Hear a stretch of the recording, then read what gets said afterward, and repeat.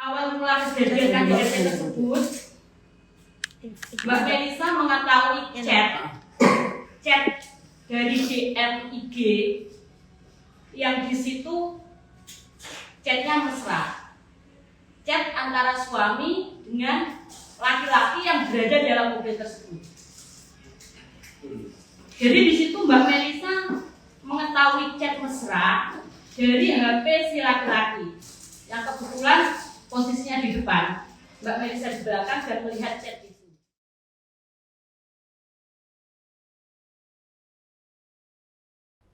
Heboh suami selebgram selingkuh dengan sesama pria. Tak hanya diselingkuhi, selebgram ini juga mengalami KDRT. Kisah tragis tersebut dialami oleh selebgram Melisa Zara.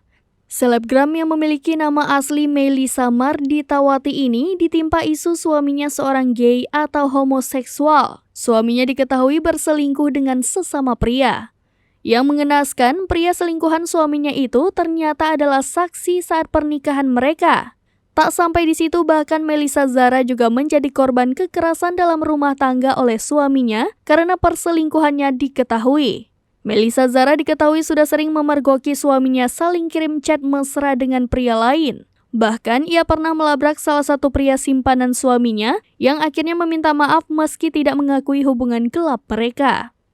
Perselingkuhan suaminya dengan pria itu pun terus terulang sampai Melisa Zara mengalami tindakan KDRT. Hal itu diunggah oleh akun Twitter @tanyakanrl yang mengunggah kisah Melisa Zara. Sebelumnya, Melisa Zara mengetahui suaminya RK selingkuh ini ketika menemukan ada chat mesra untuk suaminya dari seorang pria.